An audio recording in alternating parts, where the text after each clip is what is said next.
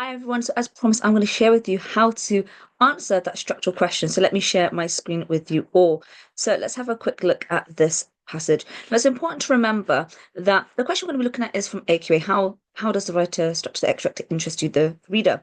However, it's really important to understand that whether you're doing EDUCAS, Excel, IGCSE English, you need to be able to understand structure. So it's still relevant to you. So think about it from the skills set. Think about what skills I'm going through and how you can apply that to your exam board.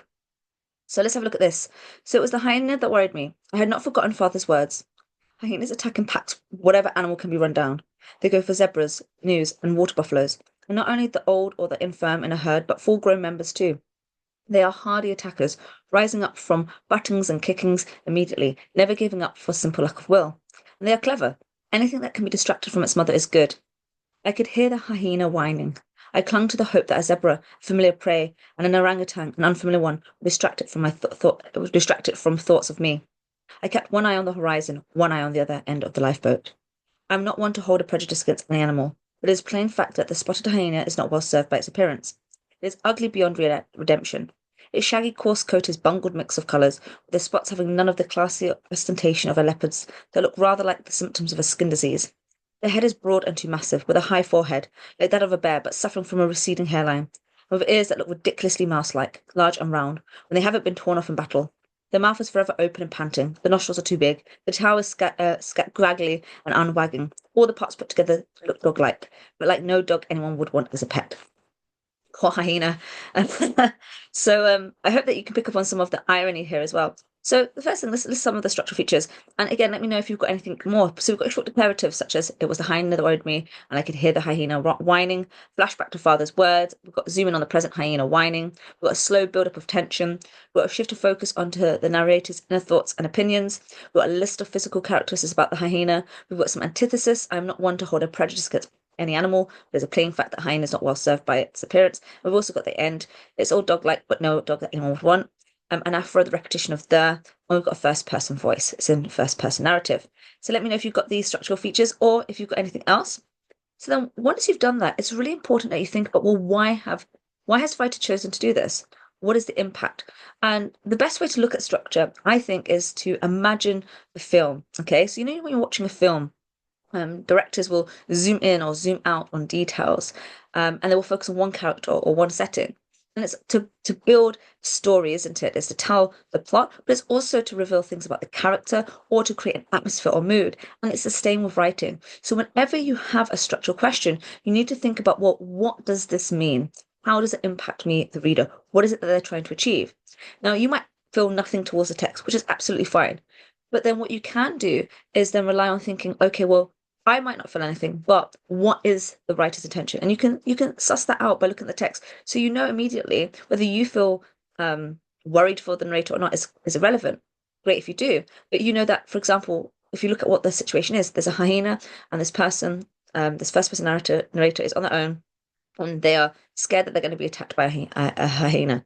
So by knowing that immediately, you can think, well, actually knowing this situation, what could the writer be trying to achieve here? Well, tension, fear. Yeah. So that can help you. So think of it logically if that helps you. So let's have a look then how you can put together an answer. So throughout the extract, the writer successfully builds tension and captivates the reader through a range of structural techniques. So again, just a really brief opening line to kind of set up what you're going to argue. So we're going to be arguing that there's tension here through structure. So let's have a look at how that's created. So the extract opens with a short declarative sentence. It was a hyena that worried me, which immediately establishes a tone of fear and urgency. The direct opening hooks the reader by isolating the hyena as the primary focus of the narrator's anxiety, thus enhancing its predatory nature. So can you see here, we're looking at the structural technique and explaining the impact directly. And that's really important that you do that. Where students often go wrong is that they just list the techniques, or they make blanketed statements such as to interest the reader or to make the reader want to read on. Those are true, but it's not enough detail. It's not specific enough. And the best way to test it is to think to yourself, could I apply what I'm saying to any text? And if you can, then it's probably too general. The flashback to father's words shifts the narrative momentarily to the past, offering important context and foreshadowing the danger the hyena represents, as the writer deliberately focuses on the hyena's ability to attack. This is enhanced by the writer's use of compound and complex sentences, as it mirrors the relentless nature of the hyena. All of this creates a sense of inevitability, making the reader question how the narrator will manage this threat. As the narrative progresses, the writer zooms in on the present moment by describing the hyena whining, using auditory imagery to immerse the reader in the scene.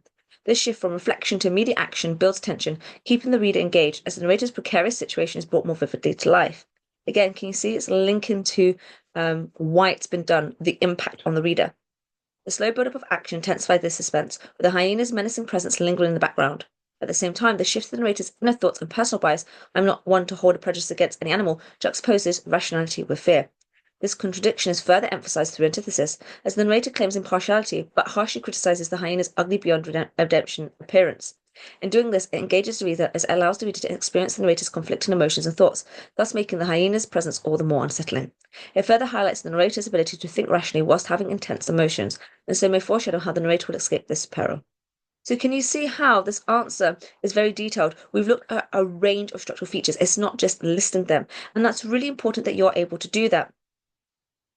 So let me know. Let's stop there. So let me know what you think about that model answer. What do you think was personally good about it? Do you write like that?